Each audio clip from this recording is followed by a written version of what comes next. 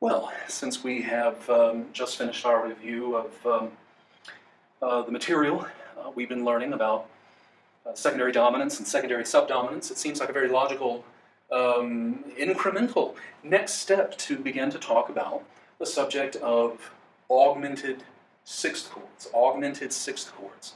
There are three basic types, three standard types, and they all have a dominant function. They all serve a dominant function. The prototypical type,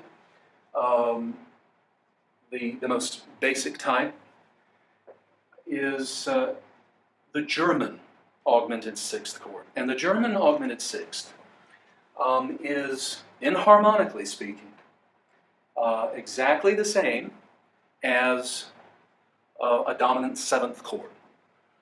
And its root is a half step above the root of the chord to which it resolves. So, for instance, think of, if we were in the key of C, think of D flat 7 going to C.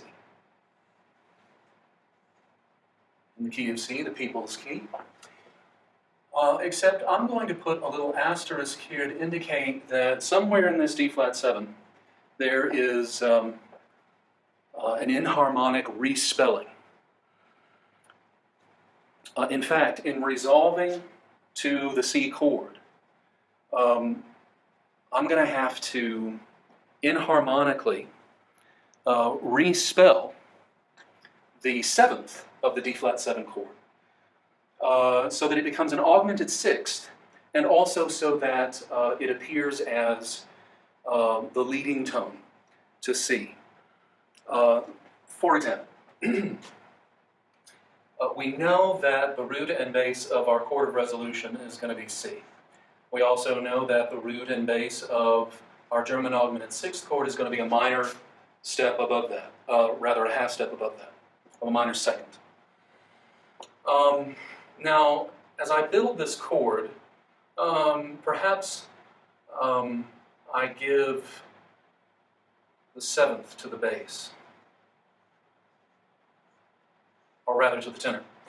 But instead of spelling it as I normally would if this was actually a D flat 7 chord, as C flat, I'm going to respell this inharmonically as B natural. Why? So that it now forms an augmented sixth in relation to the bass. And also so that it will serve as leading tone to C. So we have the bass moving by half step down to C. We have the tenor, which contains the leading tone, moving to C.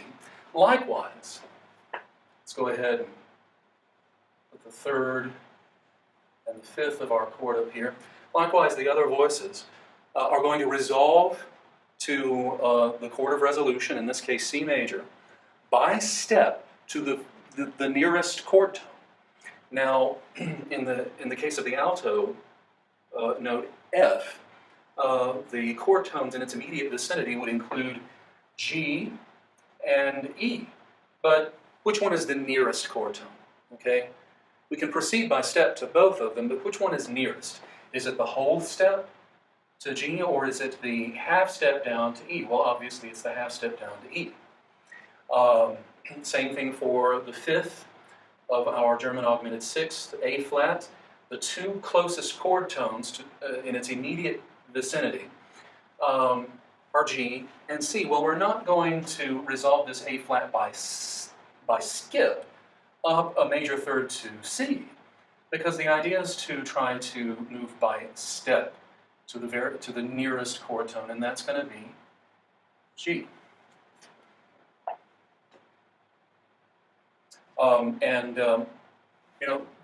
This is what I use as, as far as chord symbols are concerned. But when it comes to actually doing Roman numeral analysis, when you're indicating a German augmented sixth, you want to use the first three letters of German G-E-R, and then 6 with a slash through it to indicate that this is an augmented sixth chord. Let's try this in another key. Let's say we're in the key of G. So here's our 1 sharp key signature. We know that the root of our chord of resolution is going to be, well, let's put it here, G. Let's give this C its proper Roman numeral. And we also know that the root and base of our German augmented sixth chord is going to be a half step above that. So let's begin to build this chords. Perhaps I put my third here.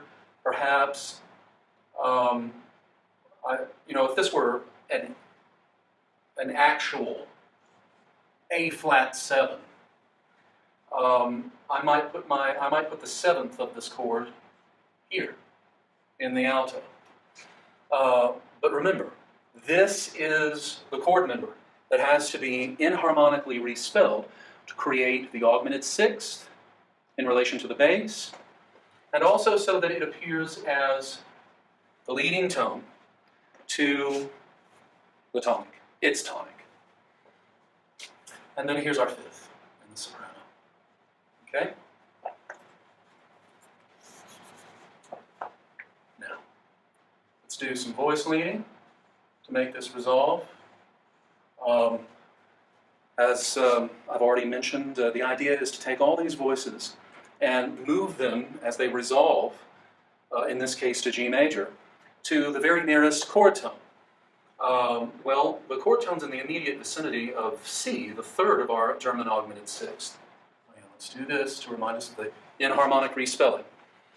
Well, it's either going to be D or B, but D is a whole step away, whereas B is merely a half step down. So that's where the C goes. F sharp is the leading tone to G, so that goes there. And the nearest chord tones, in the case of this, the resolution of this E flat, are going to be G and D. But we're trying to resolve by step, not skip. And so we don't want this to move up a major third to G. We're going to bring this down a half step to D. And now we have all 3 members of our G major triad. And in the key of G, our Roman numeral analysis would look the same as it did in the last example. The first 3 letters of German, 6 with a slash through it, so on. All right, let's try one more. This time, let's do this in a minor key.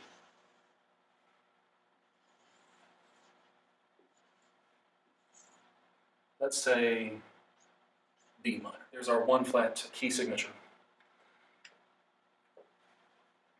For D minor. We know that the root and base of our chord of resolution is going to be here.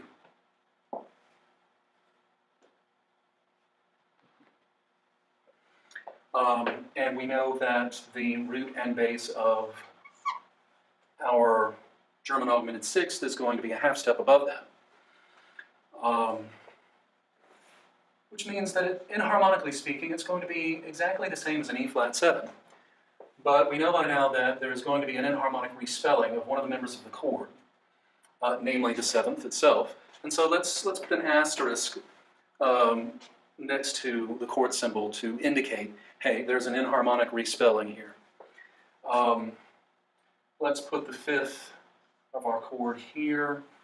Let's say our 3rd goes here. And if this really were an E flat 7, I would put my 7th here, but it isn't really an E flat 7. It's a German augmented sixth on E flat, because I'm going to inharmonically respell that D flat as C sharp. For 2 reasons. Because it forms an augmented sixth in relation to the bass, and also because it now appears as the leading tone to D. Let's go ahead and put that in there. The closest chord tone that we can resolve to by step is A. But here, there's a bit of a question, because whether I move up to A or whether I move down to F, well, in both cases, that's a distance of a whole step. But if we were in the key of D major rather than D minor, then the choice would be easy. We would move the G down to the F sharp, because that's just a half step. Well, let's do that. Let's err on the side of resolving the third of this chord to the third of this chord. Because if we had resolved to A, we would only have 2 of the 3 members of our triad. But by resolving the G to the F, we have now all 3 members of the D minor triad. D, F, A.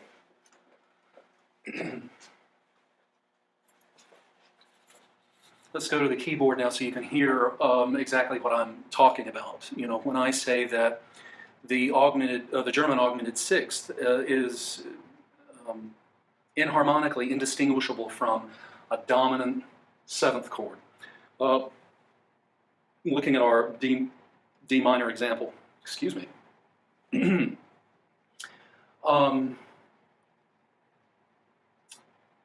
The German augmented 6th chord in that case is sonically, aurally, indistinguishable from E flat 7.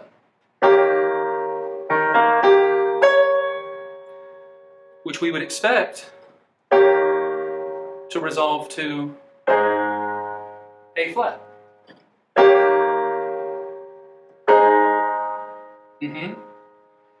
But this is not E flat 7. Why not? Because that 7th right there has been inharmonically respelled from D flat to C sharp. So not only to create this interval of an augmented 6th between itself and the bass, but also in order to appear as the leading tone, C sharp to D. That's where it's going to go. So instead of resolving like this, if it were actually E flat 7, it resolves like this, with the inharmonically respelled 7th of this dominant 7th chord. The D flat respelled as C sharp, the leading tone to D, resolves like this. Right? Weird, huh?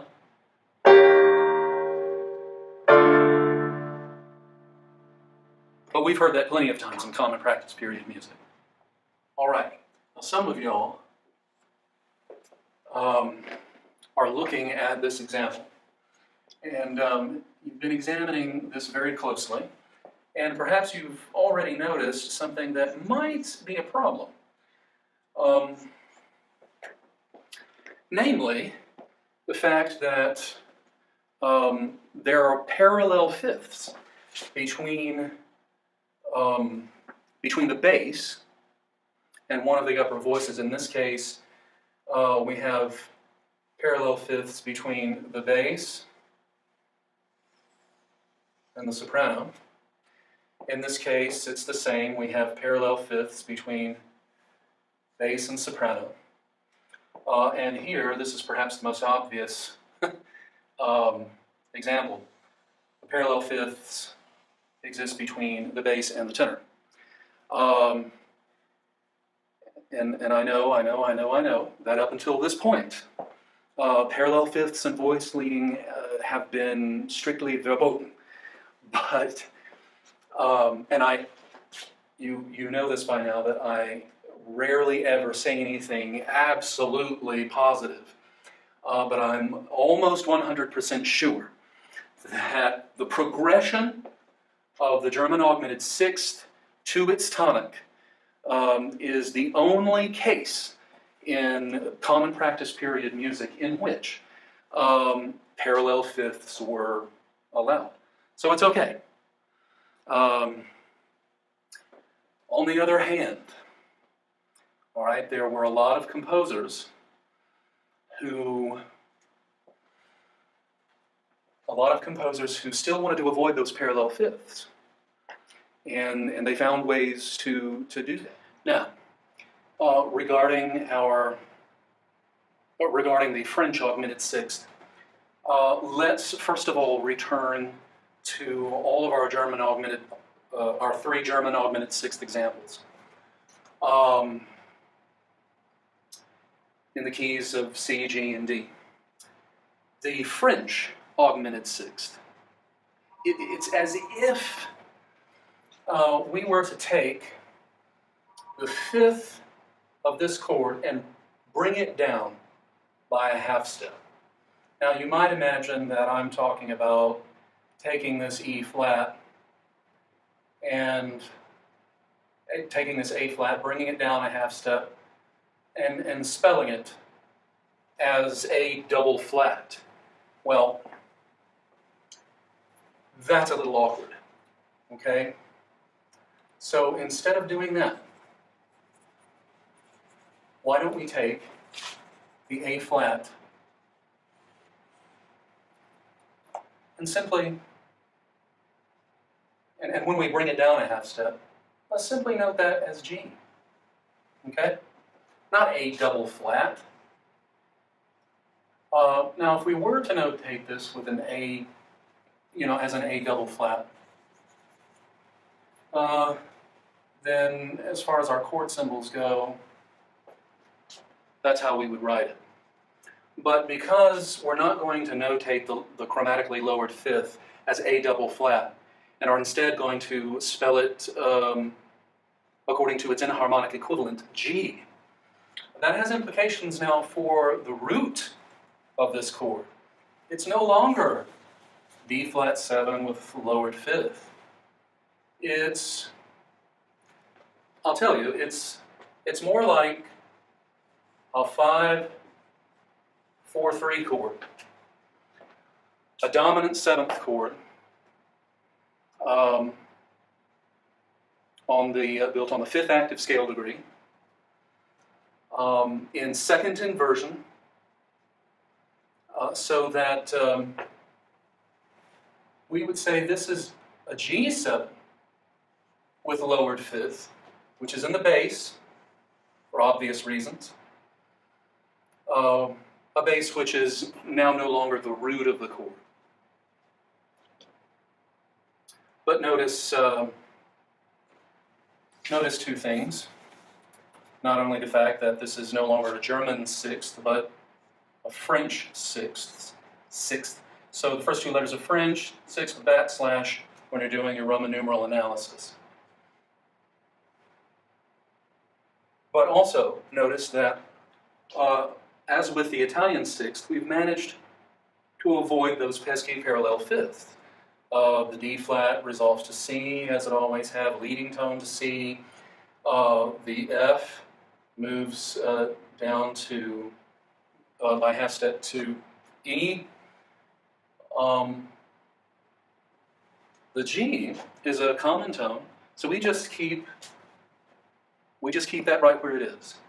It doesn't move.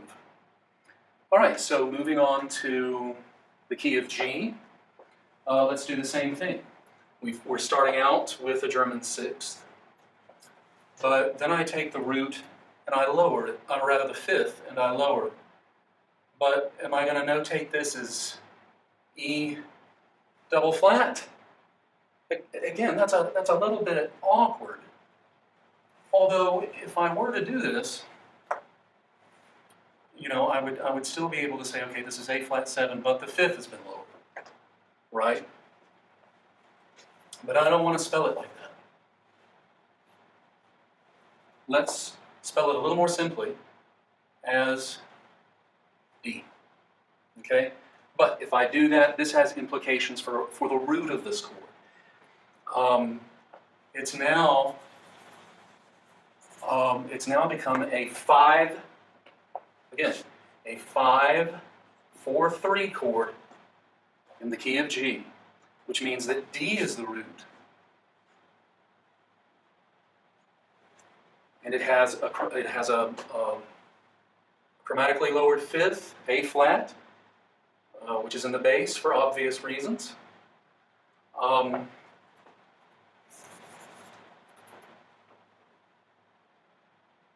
And so when I encounter this kind of construction in music, I label this as a French sixth. First two letters of French, 6 with a backslash through it, moving to 1.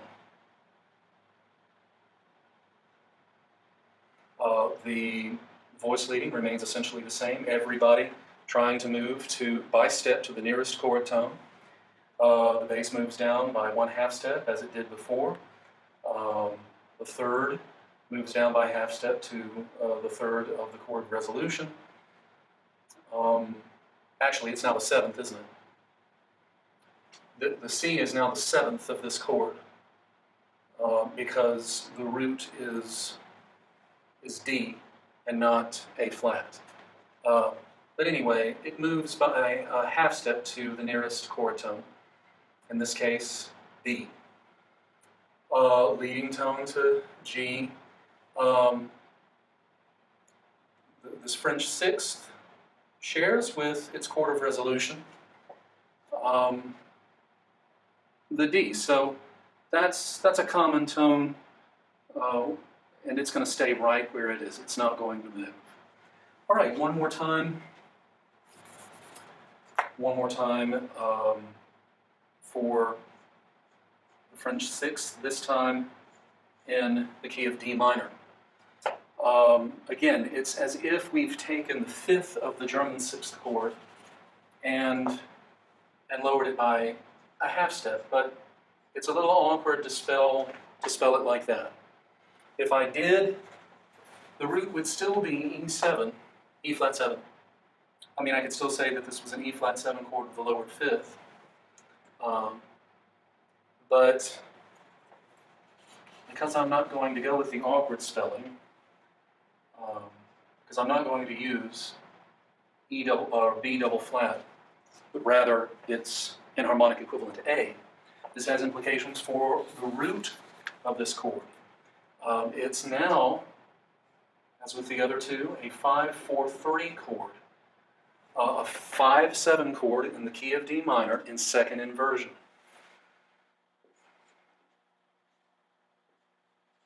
With a lowered 5th, chromatically lowered 5th, which is in the bass for obvious reasons. Everything, all the voices move as parsimoniously as they possibly can. This has always been the case. E flat to down a 1/2 step to D. This A is a common tone shared between the two chords, so it stays where it is. This moves down to F so that we can have all 3 members of the D minor triad. This is, of course, the leading tone, which moves to D. And once again, as with the Italian sixth, the French sixth is not only a really awesome way to avoid parallel fifths, but it also results in the formation of a very peculiar, very unique sounding chord. For example, here's French sixth, moving to its tonic.